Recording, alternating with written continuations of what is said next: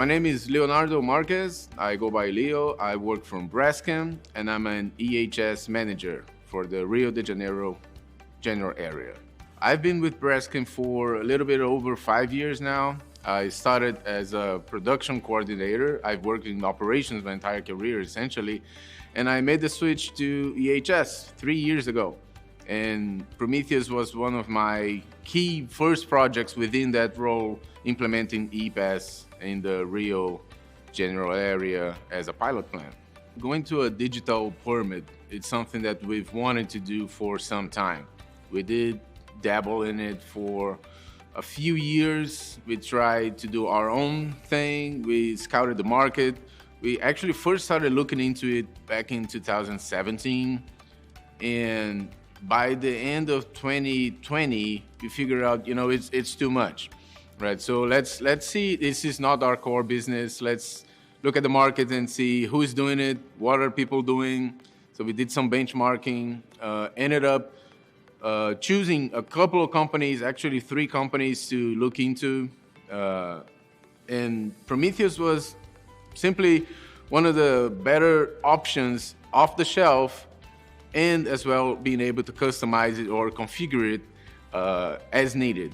So it was, at the end of the day, it was a logical solution for us, and it's been something that overcoming and changing issuing permits from paper to something digital has been game-changing. It's been nothing short of revolutionary from a safety perspective. We add so much value, and it's always been not just switching from paper to digital. It's the whole idea within the process and the project implementation really has been transforming this solution, and ePAS has allowed us to do just that. It's always been a challenge because measuring and reforming and reporting hard savings, especially on the safety side of things, especially because, at the end of the day, I've never wanted, as a project manager for ePAS in Braskem, I've never wanted to boil it down to time saving, right? It's gotta be more than that. We have been saving time. We actually have been saving a lot more time issuing permits that we first thought would be possible without compromising the safety of it. But at the end of the day, we've made sure we've had more compliance. We've had digital history of everything going on the permits. We've had better auditing. We have better recommendations from our insurance companies. And we have been saving some dollars on issuing time, right? So, for example, our original baseline was around 25 minutes issuing a permit. We first cut it to 16. Now we're boiling it down to 10 to 11 minutes. So that's a huge cut without sacrificing safety. And that's always been our main cornerstone, in that productivity is a nice goal to have, but it's not our primary objective. And we have been achieving both of them. So that's pretty nice.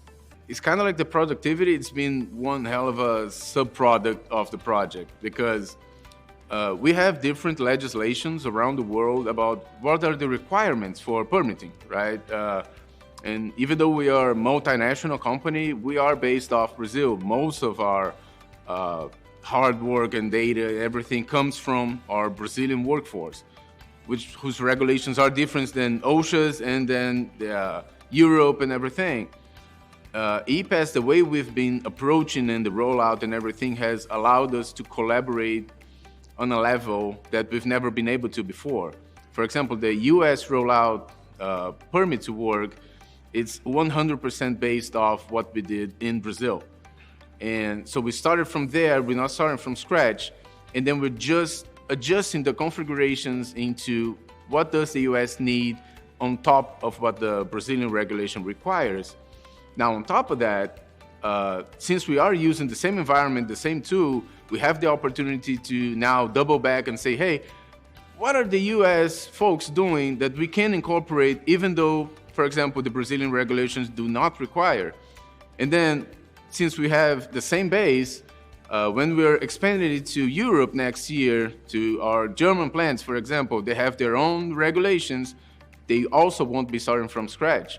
So we are paving our way really into a global permit solution, which is not only gonna be beneficial in terms of safety, but every time you standardize something like that, it's so much better to get the data, to be able to compare regions, to compare it to other companies. It's the internal benchmark we've never been able to achieve and probably would never be able to achieve using paper. The largest challenge has really been changing something that people have done for, 10 years, 15 years. We have operators that have worked in our plant for 30 years, and having those guys just pick up a tablet, pick up a phone, just sit around a computer and say, yeah, this is how I'm issuing permits now. We always thought that would be the hardest challenge. But at the same time, 2 weeks in, we had our operators, we have the practitioners, we have everyone coming back to us and say, this is actually pretty cool, right? So we had operators working with each other. We get a clash of generations, right? Because sometimes this operator, he's been doing it for 30 years. He probably won't know how to use a tablet. Yeah, but then you get a younger operator, he tags along with him. It's super intuitive.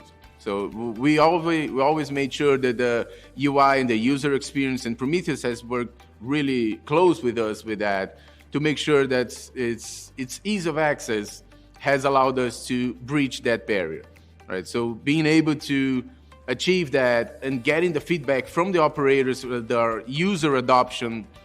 I mean, we've never had to actually issue user adoption metrics because 3 months in, we were always 100% on everything. So I'm like, you know what? I'm not measuring that anymore. Let's focus on something else.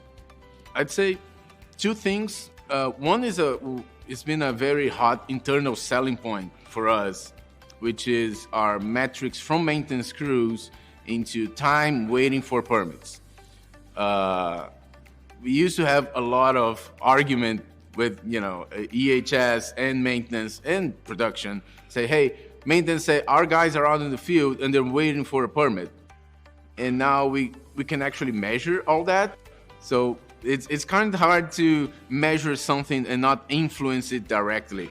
But even so, when we started measuring it before ePAS and measuring it now, we've been able to cut it down from double digits to 5, 6, 3% time wasted waiting for a permit. So that's allowed us to, from a maintenance side of things, increase our range time. And from an operations kind of side of things, well, we're not cutting down any jobs in operations because of that. But we are allowing more time for our operators to be actually where they matter, out in the field, right? So they're actually issuing permits out in the field. They are hearing, seeing, touching things instead of just sitting out in a control room or sitting at a desk, filling a bunch of paper and spending unnecessary time doing menial work, right? So that's been awesome to do. I definitely say, do your homework and go check it out.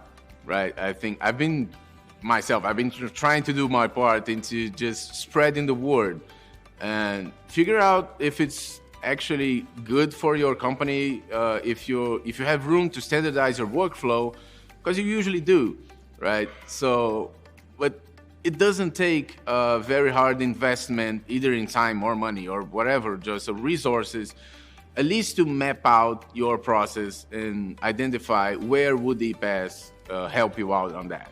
So I'd say reach out to Prometheus or through Prometheus to customers of Prometheus that are currently using ePAS. And yeah, they may be competitors, but when we're talking safety, that's really a deal breaker, right? That is something that probably even companies that you would probably not be related to or just be able to reach out to, this is something that we can probably all agree on. Us as a company, as an industry, we can and should do better on this. So sharing is really caring on this side. It's absolutely the networking. Just to being able to hear directly from other companies their success or failure stories, right? There's so much to learn from, right? It's kind of like whatever we do in safety, and you're always trying to learn from your mistakes or learning from other people's mistakes. being able to learn from what other companies went through when implementing a solution, and having their their highlights, their lowlights, and doing it formally, informally, just doing it. And Prometheus facilitates a lot this process. So this is, I think, one of the key things really is this interaction, and it doesn't end at the conference end, right? So we connect over this. Since last year to today, I've been able to get in touch with other people in other companies that I met throughout the user conference, and we've been able to benchmark and just trade emails, exchange emails every now and then, so we can touch base and see how we're going. So lessons learned are very important to be shared and understood.